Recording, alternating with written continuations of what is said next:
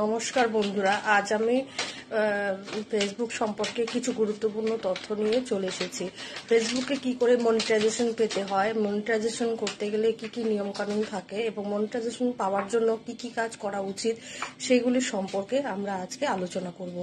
আর কি কি ভুল করাও একদমই উচিত নয় সেইগুলোর দিকেও মাথায় রাখতে হবে।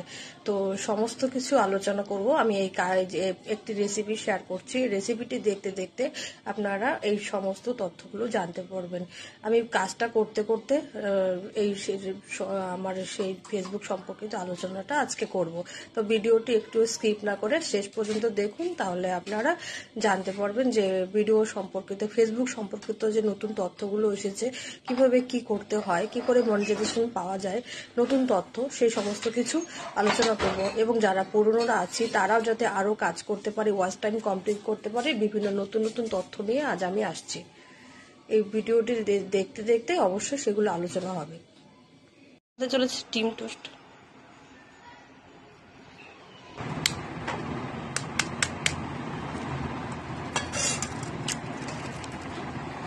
অফ